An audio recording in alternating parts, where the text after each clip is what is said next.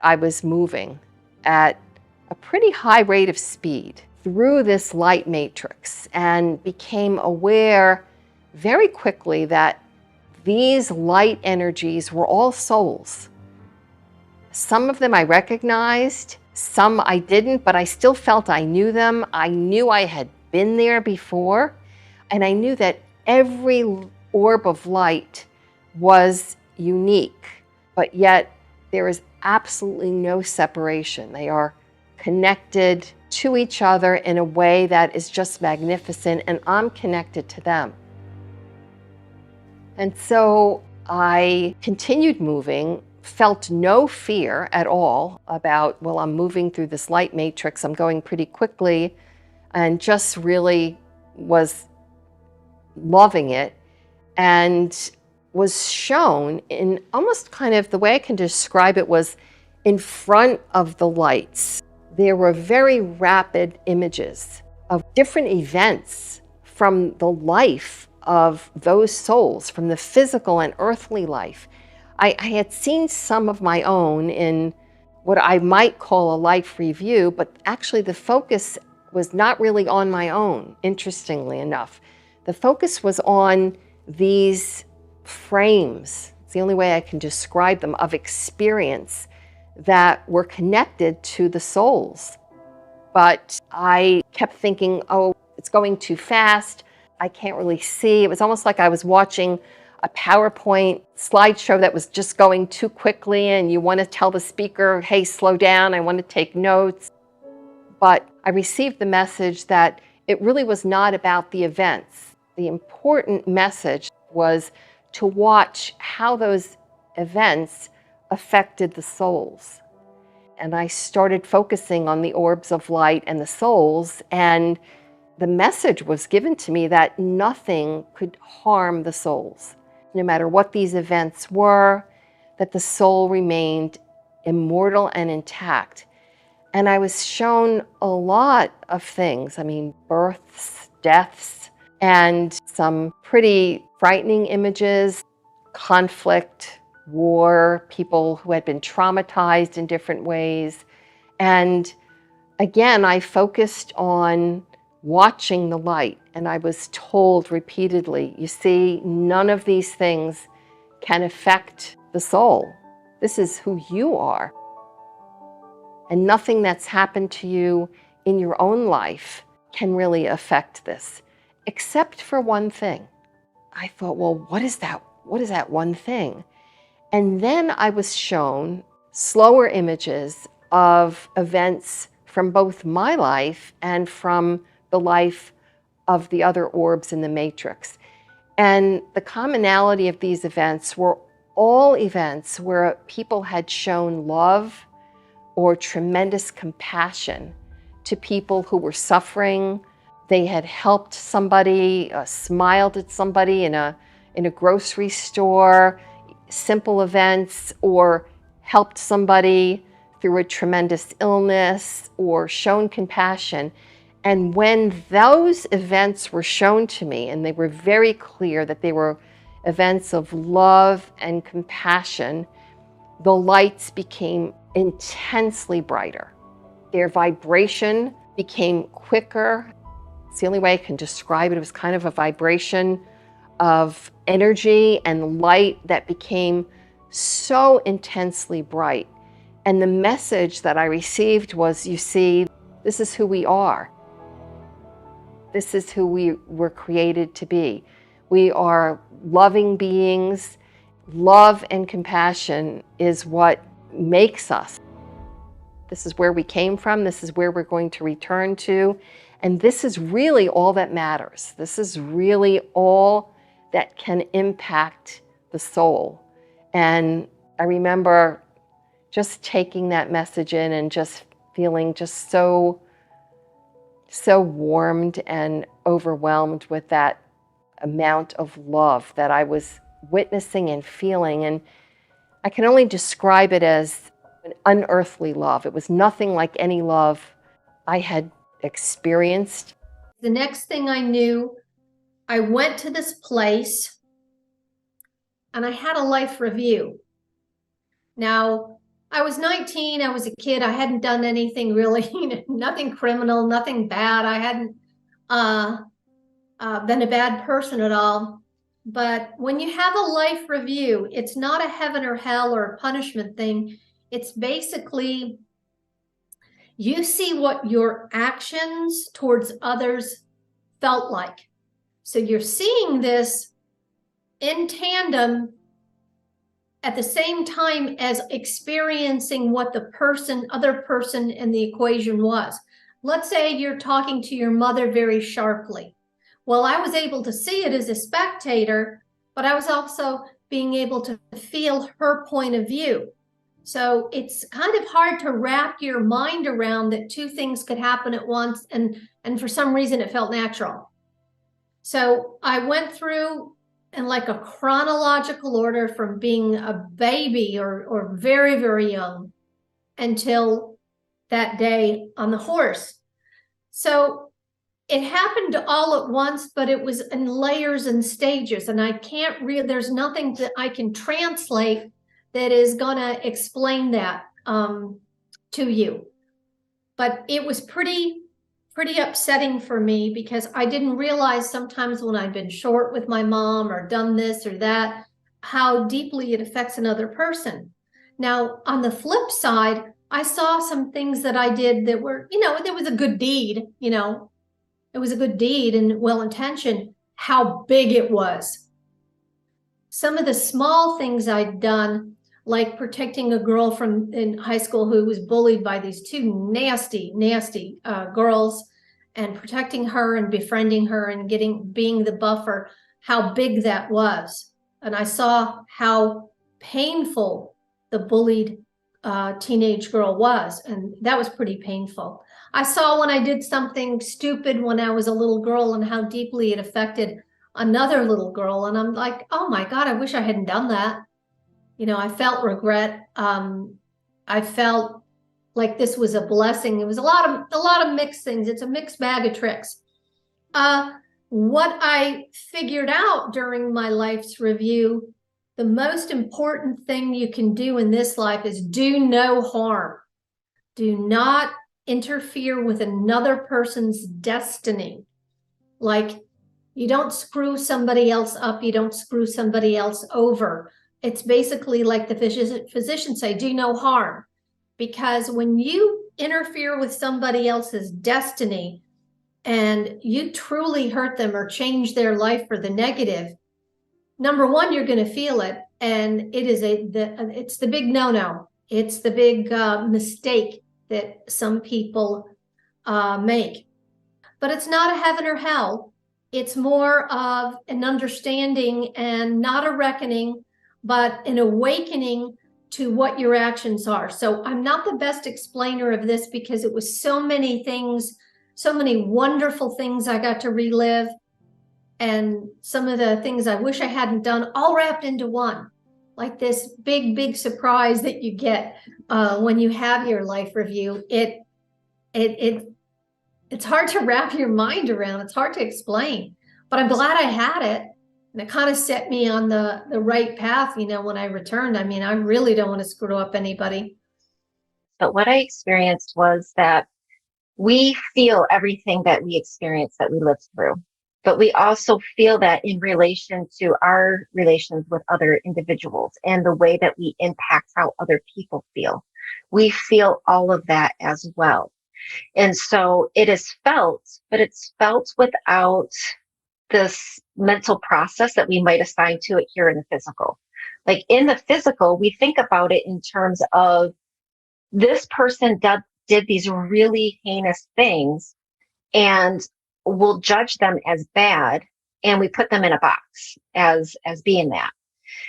There, it was more like you had this experience that created these feelings for you and the people that you interacted with in your life.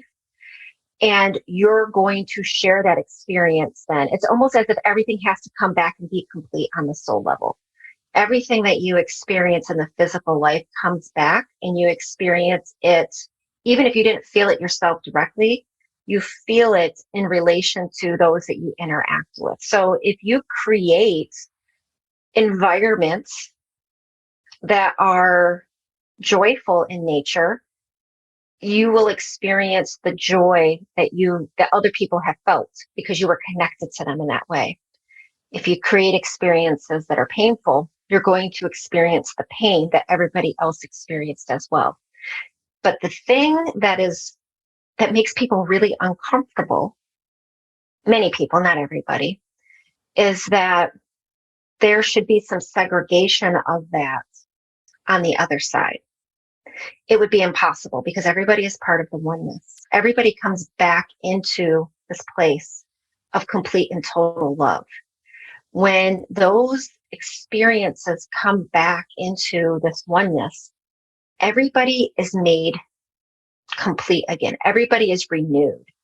And the physical life and the things that happened in the physical body, you expand outside of them. They become inconsequential. Like we're really involved with them now because we're in a physical body.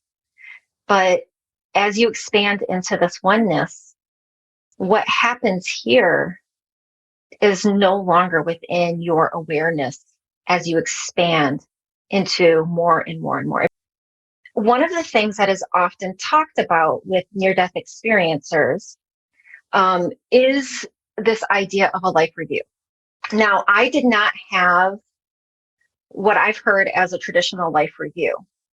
What I had was this idea of choosing to experience everybody's feelings, but it felt like this is a hard thing. I've never really tried to articulate this before, so bear with me here. So this is me trying to come up with the vocabulary. It felt like I had the ability to choose to have that life review.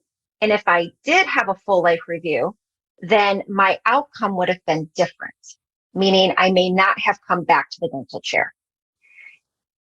And I chose at some level to come back, but not in a way that I brought back that understanding. There's like this knowing inside of me, but it wasn't like there was somebody that greeted me and said, okay, you can have a life review, you can come back, you don't have, it just seemed to be this understanding that's within me.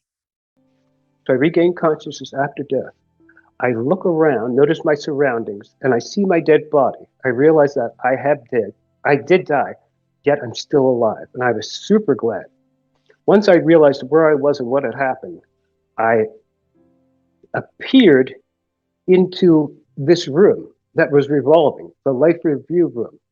And when a person is having a spiritual experience and they suddenly disappear and appear someone else, that's a lapse in consciousness. And that should be watched because it means that something may have happened between here and there. Like there is no continuity of consciousness where you remember step by step, you're going to another place. So I appeared in this life review room. I was floating in midair in the middle of it. And here I have a picture of it. I can show you. It's even better. I was floating in the middle of this life review room. Right here. And it's also back here, but floating in the middle of this life review room. There were 3 screens in front of me. It was like a round tire, or if you can remember at the amusement parks, those rides that we used to get on, we'd stand up and hold onto the bars and it would spin round and round. Then the bottom would drop out and we'd be stuck to the side. It was like that, but bigger. So I was floating in this life review room. The 3 screens were already running. One showed me everything I had ever done, the other one showed me everything I had ever said, and the other one showed me everything I had ever thought, even in secret by myself. Then I was asked by a voice 3 questions. What have you done for others? What have you done to improve yourself? And have you always believed in me? And he already knew the answers to those questions. At the same time, on the side, there was what some people might feel is like a Muhammad, a Buddha, or a Jesus-like figure exhorting God in my behalf to let me into heaven, into the higher realms. I was in this other place. And I can't say that I was sort of looking back, and yet I was. And it was extremely, the energy was extremely bright. And, you could call it as very light, a lot of light. Yeah, there was that. It wasn't harsh, but it was very bright and very clear. And I started going through, I believe at that point, some of my life, just looking at it. And the things that I was aware of, number one, there was absolutely no element whatsoever of judgment. It was, the closest I could describe it was pure love, taking into consideration that everybody's got their own sort of idea of what love is. But this was vibrationally, it was just a place of joy, ease, non-judgment, and absolute total beauty. And that's the way I experienced that. And I didn't, it's not like there was somebody there to meet me. It was a strange combination when I look at it from here of there was absolutely nobody else there, and yet there was everybody that I've ever come in contact with was there. Mm-hmm. Sort of outside of that duality of either or, no, both at the same time. I immediately began to see a life review from three perspectives. The first was the way I had experienced my life through my own eyes. The second was the way that the people with whom I interacted experienced me. And the third was sort of this omniscient point of view. And I remember thinking as I'm going through this, why did this have to happen? And I was feeling profoundly ashamed at some of the ways I behaved. And the answer I got back from this being, first of all, this being is next to me. I'm feeling, I'm going to say him, watched these things with me and experienced these things with me. And I'm feeling really pretty small at that point. And the communication I get back from him through this tidal wave of love, and it's totally, it's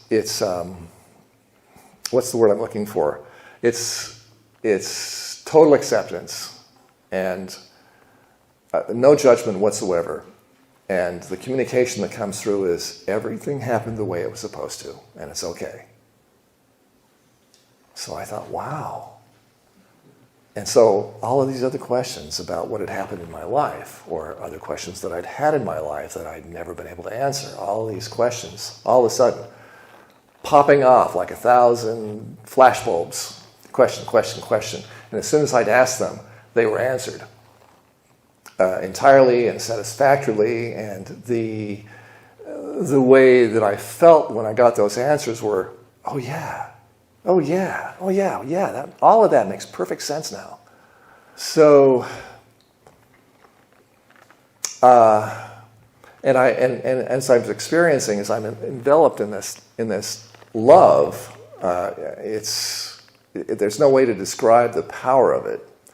And I'm feeling the experience of it, and I'm feeling the presence of what I'll call God. And it's total love. It's this amazing power. My sense was it was the power that created us, that created the universe, that created everything, and that we were part of that. And that God doesn't exist out there somewhere. We exist within the consciousness of God, of this, what we'll call God. I wasn't having a display of my life, like that was bad and this was good and that was a sin and that's where you hurt this person and that's where you need to clean that up and you've got karma there. And it wasn't like that at all for me. It was more of a celebration. Every experience flashing for the 38 years of my life, right there. But it was all celebrated. There was no shame on you, that was bad, you hurt this person, or I was molested by my grandfather when I was 3 years old, and there was no, that's the bad guy that did that to you. It was nothing like that. It was just these are all of the soul plans that you came to experience, and we're showing it back to you. And what an amazing, amazing, amazing 38 years you've had.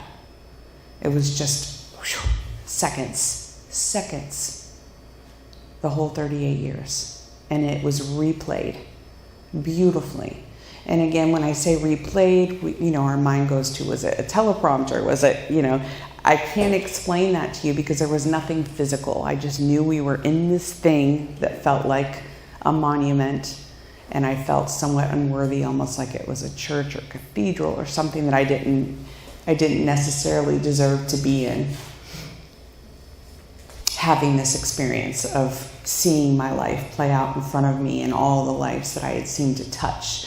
And it wasn't just the 38 years. I want to mention that as well. There seemed to be all kinds of ancestral stuff in other lives and other places that I seemed to have been a part of. And it all made sense at that time. And I looked at a life review that expressed just my perspective and other people that I interacted with, and their perspective, their emotions, their feelings, their thoughts, their energies, and the rights, the wrongs, the karma cycles and patterns. That's what my life review was. It was interactions and the choices that I made. The things that I could have done and should have done and would have done differently. And that to me weighed a lot more than the ease and peace and bliss and joy of being where I was. I was attached to the physical world, and I had judgments, and I sensed my reality on earth, and I looked back and I knew what was missing. And I needed to redeem myself, because if my soul's purpose was to change, I had to make a decision and an oath to myself that I'm gonna change. And this was all intentional, all telepathic. And I was asked again, what do you want to do? And it was really, to me, very profound, because I wasn't only shown the situations, I felt as if I was in the shoes of the other. I had his perspective and his feeling, and I felt how I hurt the person when I said something without meaning it, without even thinking, just blah, blah, blah. And I hurt somebody, and I felt his hurt.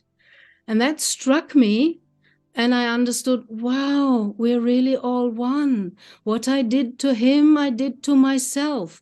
And now I feel the suffer and the grief, how I did hurt a person. And I had regret, and I wanted to change it, to make it better, to right it, to right the wrong I did. So I think I had several situations like that in my life review. And the interesting thing about that was, it weren't always the things or the situations where I thought, I already know that I've done bad in this regard. It was totally upside down. What I thought was good was shown to me as bad. So that's the soul's perspective, who has a higher perspective to look at the things, at the life situations. And the things that I thought were bad, well, some of them, they were right on point. I had to yell at somebody to make him wake up or take a different viewpoint. And I thought, well, I was a bad person. I yelled at someone. I couldn't control my anger in this situation. That's how we judge. And that's what Yeshua said, don't judge. Because if you judge, you're separating even more. And we live in this grand illusion that we are separated. The I thinks it's separated from the you. We're all one. But to experience ourselves, we have to live in the illusion of being separated and perceive you as a you who is sitting there in America and is different from me, and I'm sitting here in Germany. But in the end, we're made of stardust. We come from the same source and we will return there. And the way, the journey is just experience. I think we came here, we all come here to learn love. Give and receive love. Where what I learned from my experience, after that I had the feeling, wow, as if I got my life gifted a second time. So now I've got a second chance and I wanted to make something good out of it, as if I was reborn. I felt as if I was just floating in this beautiful night sky, and I began to feel this connection to everyone I'd ever met. Sometimes near-death experiencers talk about a tunnel that they go down, but I was in the night sky, then very quickly I was just in the stars. And when I was in that place, I began to feel a deeper sense of peace because I felt this consciousness coming toward me that was like the light of God, perhaps. It was a light that was full of intelligence and peace and joy. These messages started coming toward me, and the messages are very simple. One was, love is all that matters. It's all that we take with us when we go. The other was, remind them to go to nature. And then I started to see little images of myself playing as a kid in nature and how happy I was. And then I thought, okay, maybe adults get too serious and we need to go play in nature more often. And then that light, I call it the light of God, showed me more of my life. There were some elements that I didn't like as much. They weren't the parts that most people would judge me for. It wasn't the drinking or the partying. It was when I judged people and when I was rude to someone.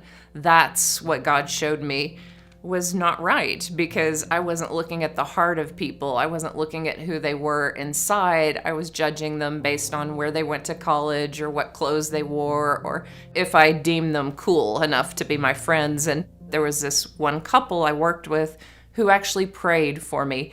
They knew that I was depressed, and maybe they knew even that, there was something that they picked up on that their hearts went out to me. So they kept me in their prayers.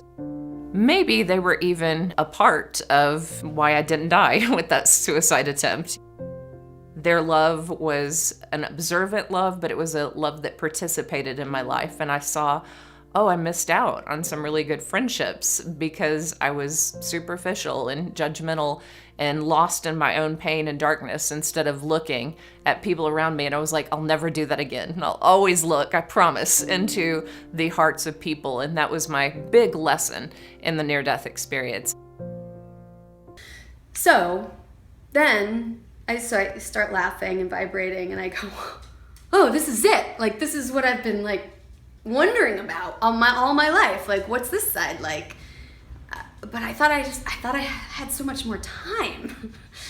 and then they showed me my life. It was over here.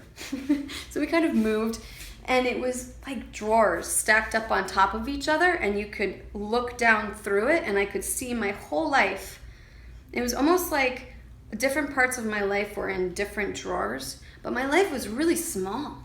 It wasn't all those things that I spent nights worrying about, they weren't in those drawers. You know what I mean? It was just all the little things that don't mean anything really. We don't remember a week later, but we had so much anxiety or what. It was not there. It was what I loved and what I gave myself to, and the people that I loved.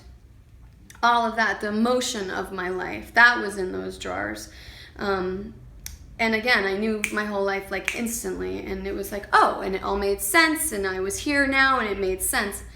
And as I was entering what I call the tunnel of light, people were greeting me, and some of the people were still alive on Earth, but they were there greeting me. and along with people who had passed to the other side.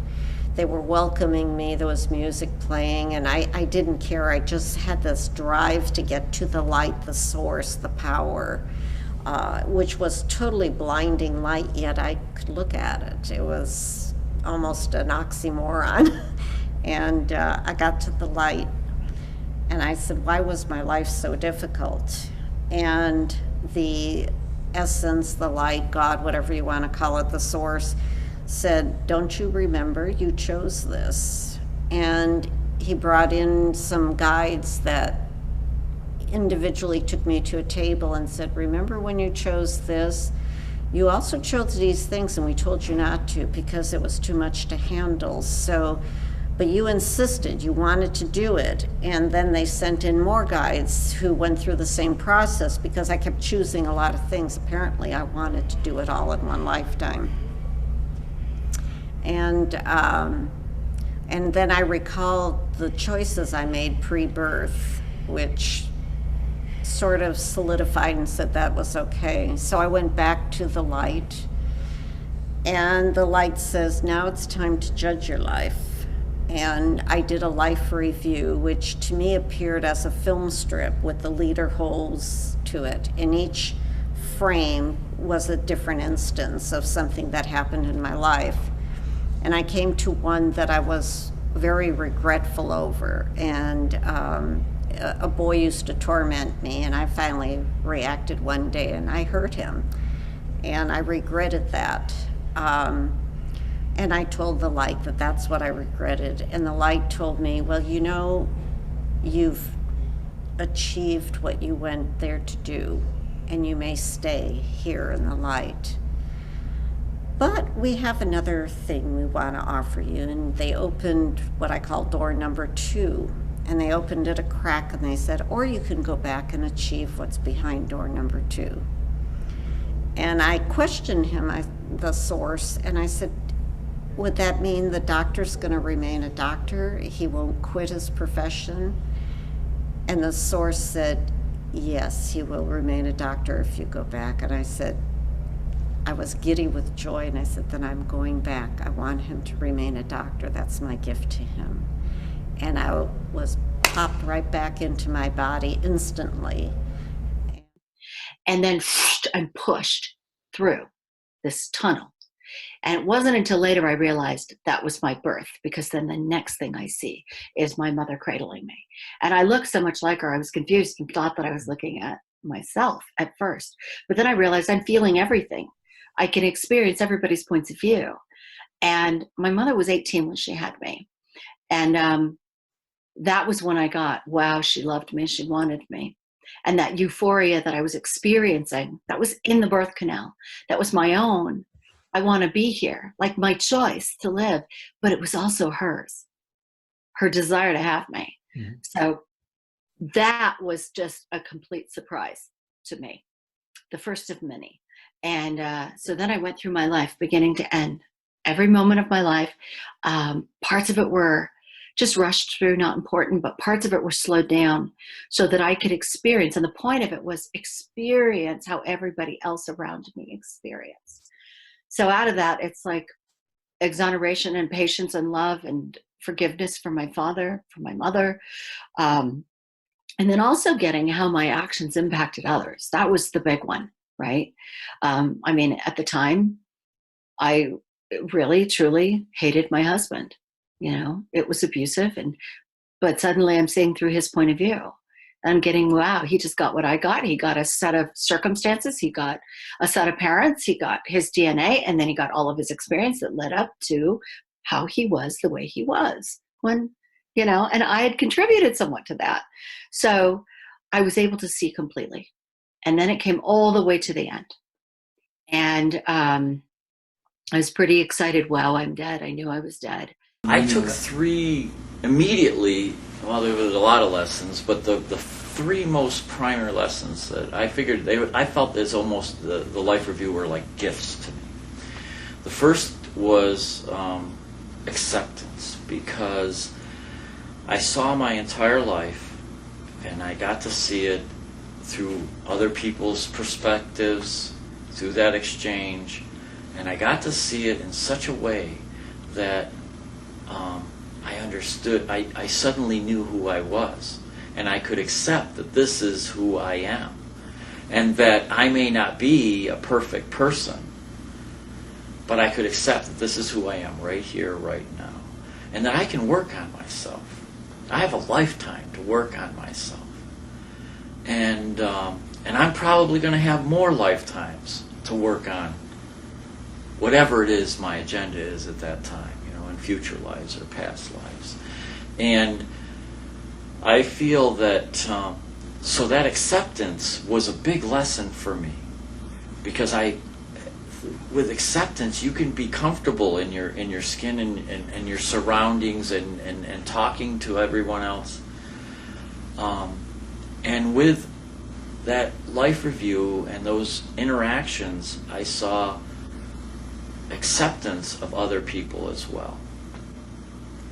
Before my near-death experience, I was pretty brash, didn't have much understanding of other people's point of views, and I was very self-centered. I had my own view, and it was self-contained. And if you didn't agree with my point of view, then I didn't care, and I would just you weren't much a part of my life if you didn't believe in what I believed in. So, but in the life review, I got to see that there are other people's paths that don't have anything to do with me, and that they can live their life, and and now I have a tolerance for their path that I didn't have before, because I saw that they have their path and they have their purpose in life, and it doesn't necessarily have to agree with my path and my purpose, and I can be tolerant of that.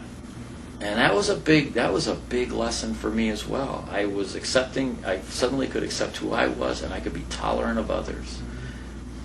And we're going to exchange paths, we're going to cross paths, we're going to interact, and many times I may not agree with their personal views or their what they're doing in life or what they want to achieve in life, but that's all right.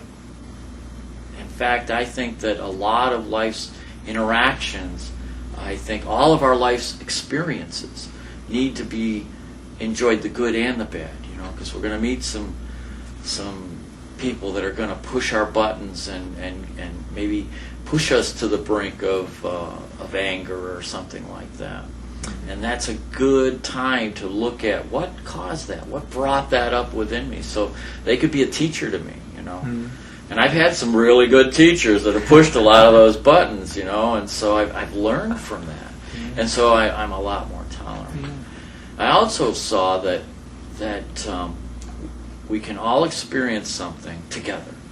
You and I could have an experience, a shared experience. But the truth of that experience to me is going to be different than the truth of that experience to you. And you're going to know the truth of that experience through your heart, because when you hear your truth, your heart sings about it, And that's the way I gauge my truth, is through my heart. When my heart sings, I know it's my truth. And a lot of us have passions that a lot of times we repress in life. And I think after an experience, you tend to not repress that anymore, because it's another indicator of the interactions that we're going through in life, and a way to just squeeze all the juice out of that interaction so that you can learn from all of it. After my NDE, I didn't even know what had happened, and I wanted to find out, am I crazy or what? So I started searching for things like possibly dying and maybe coming back, or I was trying to figure out what it was, and found out the term near-death experience. And there were people who talked about life review, so that's how I get some of these words. But I don't know that I had anyone say you're going to get a life review, or. But in this life review, my guide was with me, of course, and he was with me through this whole other part that I'm talking about. And this was probably the most loving part of my experience. surprisingly for me, because I think I would have been, before my NDE, worried like, oh man, it's going to show when I got into my mom's underwear drawer and took some change, and it's going to be really embarrassing, you know, things like that. Because I took some change and bought Scholastic books in elementary school without asking. And I, you know, I'd done a lot of things. I'd been kind of nasty when my sister wanted to borrow, you know, clothes, because I was just like, these are mine, you know, like there were things I wouldn't be proud of. And in my life review, it was just so incredibly loving. And in this review, I could feel myself from a number of levels. And part of what I had access to was this universal love, or we could, if we could say God. I felt this love of God toward myself in the life review. And so as I was experiencing myself in this, I felt this compassion for myself, the way that maybe a parent would feel for their toddler. You know, when your toddler's running down the hall and they just started learning to walk and they biff, that was kind of the way I felt toward myself, you know, when things weren't so great, or if I wasn't totally awesome. And then of course I felt the times where, you know, I was heart-centered and loving and made a difference in people's lives. And but I didn't have anything in it where I was like, you know, oh my gosh, I feel so guilty, or where anyone was reprimanding me. I didn't have it like that. In this review, I connected with a person in my past, and this is interesting for me because I didn't realize that I had gone into my near-death experience still holding this feeling toward this person. When I was younger, I had witnessed a situation with someone who had been doing someone else wrong, and I was a child, and this was a very difficult situation for me because I suffered with the person who was taking the abuse, and it was something I had such a hard time getting over. I assumed I had, because I told myself, well, I forgive because that's what I'm taught. But I think I really judged that person, thought this is evil person, and I had so much anger. And in this life review, I was able to connect with this person who I would have said before, that's my enemy, even. And when I was connecting with this person, I could feel this person's full potential at core, and who this person really is beyond all of these things that she was part of. And I could feel the love of the divine for this person, and I was part of that. It wasn't this separation. It was just this stream, you know, like this river running through me, and I'm part of all of this love. And the feeling of love that I had for this person that was my enemy was just so huge. It was almost heart-shattering in a way. And so this was, of course, kind of an awakening moment for me to realize if the divine loves this person who I saw as my enemy and could do something like that, you know, how can I ever not love anyone or anything again? So when I came back from my NDE, I even ended up, one of the first things I did is I wrote her a letter telling her how much I loved her. And I was crying, and there was a sense of relief in me too, because I had been carrying something that I didn't even know I was carrying, and what I was carrying in my feelings toward this person it was like something stuck in me. It couldn't be born and it couldn't die. It was stuck in me, and it was a heavy, yucky thing, and here I was now just loving her fully, no matter what. So that was something that was special for me. I was in his lap with his arms around me, gazing up into his face as he was looking down into my eyes. And his loving presence, his great smile, just told me I was safe. I was home. And with his right hand, he waved at his feet and said, "Are you through?" Again, it was so difficult to turn away from his loving smile, but the command was, "Am I through?" So I looked down at my feet, And there was like a whole photo album all dropped and spread out. And as I looked down at these pictures, it was pictures from my past. And it wasn't just a photograph, it was a 3D image. It was one of these experiences where when you get a picture back and you remember what it was like when you took that picture, I could recall not only what it felt like, but how I was thinking, and recalling exactly how others were feeling because of the way I was behaving. The first image was one of when I was stealing some Coke bottles from a neighbor's garage, a way to go to the movies. And I remembered the mildew inside. I felt every aspect of the experience and went down the road saying, thank God, nobody knows. No longer did I complete that recall. Then there I was, looking into God's eyes, saying, oh, I'm sorry, that was bad. God's response was just more than I could understand at the moment. He said it was neither good nor bad in the grander sense. It was a lesson for your learning. So I get to recall and relive every experience, even when I teased that girl in junior high because she talked with a lisp and she was big and fat. And I not only recalled what I said, I get to feel what she felt like because of the way I behaved. And I felt so bad and ashamed.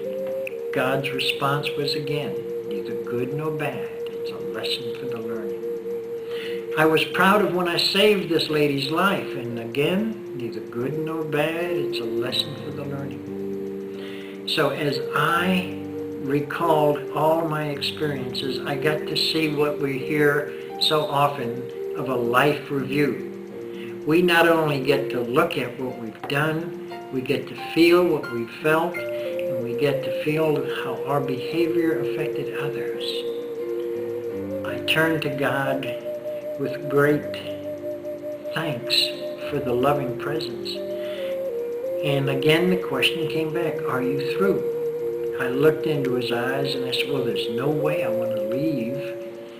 And the message was, you are always here if you would only know it. Every one of us is always connected to and one with our source if we can get beyond our mind